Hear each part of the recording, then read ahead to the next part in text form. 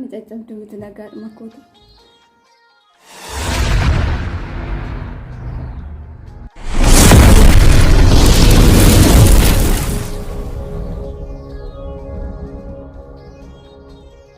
Feeni nama wayisitti na erge.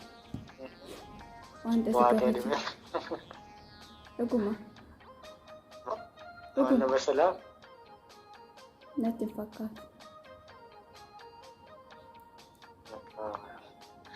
Isi waan dandeenye wanti maal nagoomitti jiru.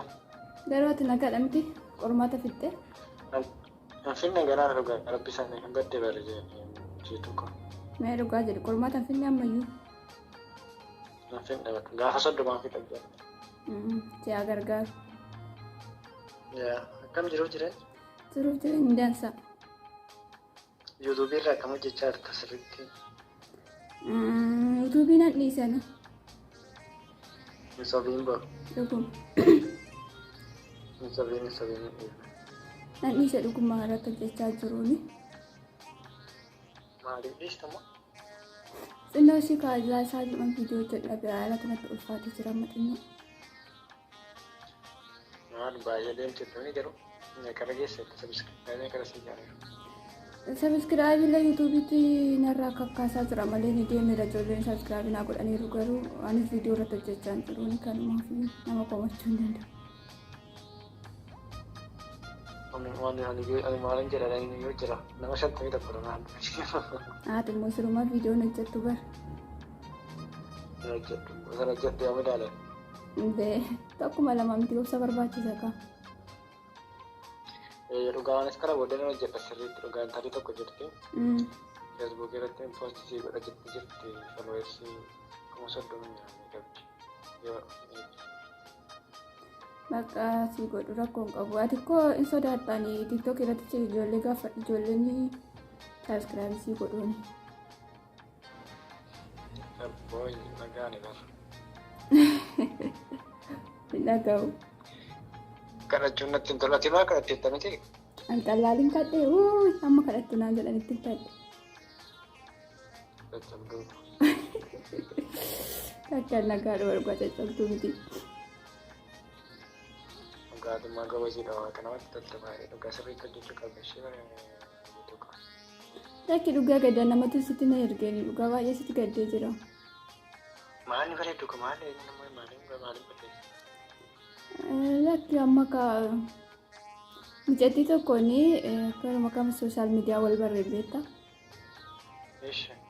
Innaa sammuna ta'e wayini suura kee irratti gizee tokko sirba wayii hojjedheen ture mitiini dura gizee dura wal barru jechuudha. Asirraan dhuftee na dubbisteeni maal si ta'a akka naan jettee lakkaan obboleessa kootti mucaanii jedheetan hin deebisee jechuudhaan illee. Suura kanatti argeen beekaan argeen ture barsuura mata durte jettee bareedu qaba. Ni biraazariidha jennaan waa baay'ee naan jetteeni bakka baay'ee sitti gaddee dhugumaan dhugaa kun gocha kee taanaan baay'ee ulfaata. Makaraan kana gochaa jirta gosa gadaanoo kan ishee wadamu. Dhuguma biraankii mitiini biraankii jedhaa yaani biraankii hojjechuu beekaa biraankii hojjechuu beekaa si jennaan. Deemasi jechuudha. Deemasi amala waduun faayisa. Dhuguma ni biraankii hojjechuu beekaa gadaati namamtu. Gabaattis. Baraatti akka hojjechuu. Baraas hin jiru ni bakka biraankii sin jedhu nani kaa viidiyoo hojjechaa hin jiru sin jedhan dhageessu.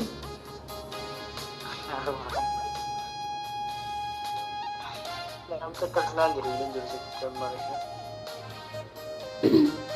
Ati maaliif nama amantuuni wanticha dhageessu dura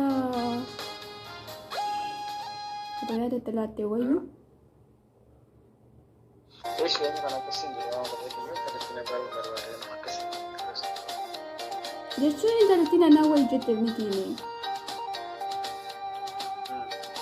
Bakka akkasii wajjin turtee fi wanta baay'ee akka waliin dabarsan maallaqallee akkasii fakkaatuttee naaf hin dandeetta.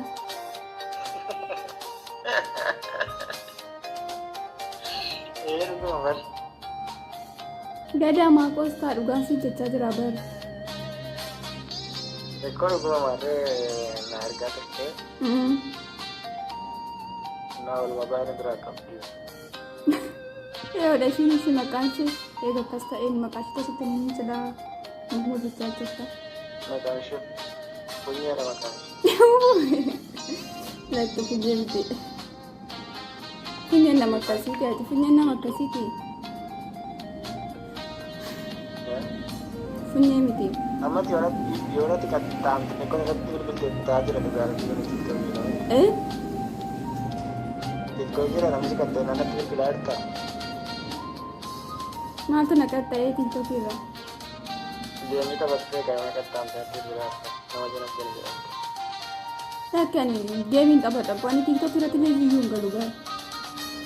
Qoyaara maal yaadde kana wajjaa maaluu maqaan kaati kana wajjaa. Abbaati gaggamaa maaliiti dhugaa wanti yoo saddeet wallee biraankii naan taatu. Ta'u maal jechuudha. Badalchi. Takka. Biraankii si godha jedhee kan naan milkoofu. Jalqaba yeroo nanaasistee turte garuu jalqaba baay'ee. Akka hin beekte hooti. Eenyuma du'a yeruma du'a. Ergan bare beekta yoo ergatti kan biraankii ta'e gaafatti birrii ergee jettee hin bare malee jalqaba dura gaafa intal tokkotti na dole minaa hin jettu shakkeen ture beekta maa jechuun namni jira namni isin madhee mala faatu. No duruma koo biraankii na gochaa jirta naan jechaa turteeni. Hundaafuu naaf hin milkoofneeni biraankii si gochuu yaadee tureeni garuu ani immoo akka kanarratti naqaatu inni mati waa'ee yuutuubii na gaafattuuni nan bareeni bakka. Yaada lafaa jira jedheetanii yaade naan tasaa akkaan milkoofne. Yeroo kam biraa kottu. Sin argatu bakka dhiise. Kottu funyee biraankii godhe bakka.